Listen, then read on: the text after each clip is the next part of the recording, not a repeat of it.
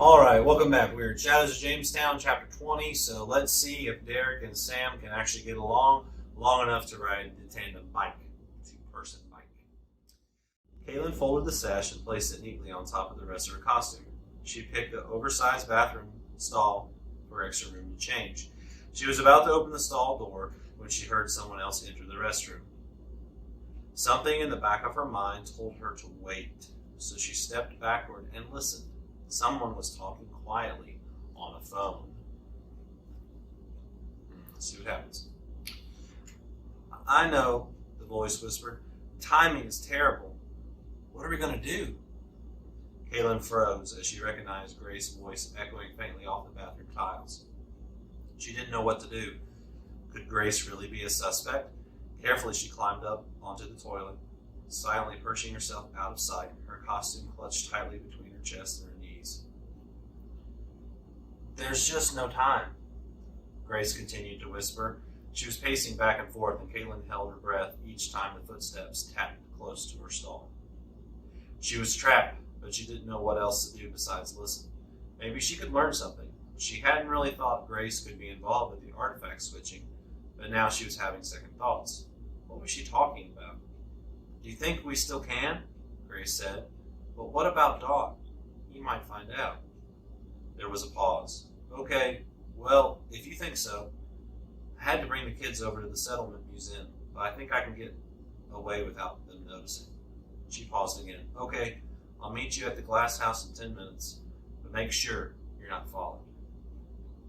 Kaylin's cell phone suddenly buzzed in the pocket of her shorts. She gasped, not able to reach for it from her perch on the stall.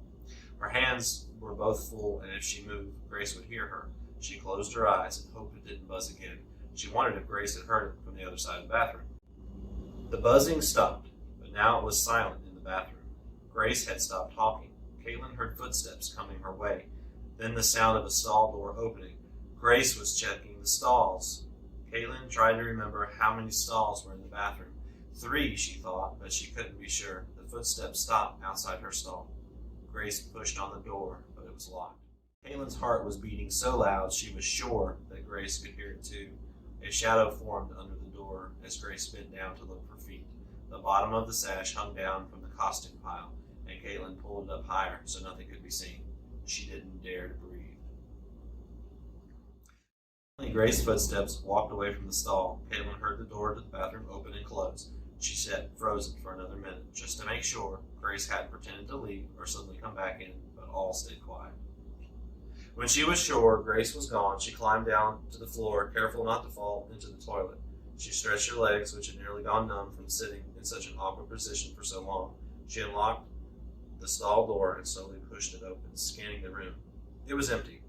She looked at herself in the mirror over the sink. Her face was pale, like she'd seen a ghost. She set the pile of clothes on the counter and pulled out her phone. It showed several texts from Sam. Where are you? We're biking to the archaearium to compare my picture to the vase. We left you single bike. Meet us there. Kaylin frowned as she picked up her costume and walked to the door. She must have been hiding in the bathroom longer than she thought. Slowly, she stuck her head out and looked down the hallway. When the coast seemed clear, she scampered to Jada's office, set the clothes on the chair next to Sam and Derek's, and walked outside. She wished they hadn't left her. She needed to tell them about Grace. It was nice of them to leave her the single bike, although she didn't quite imagine them working together on the tandem bike without wiping out. She kept an eye out for Grace, but she still didn't feel as vulnerable now as she had in the bathroom, overhearing the phone conversation. She just played cool if she ran into her out there.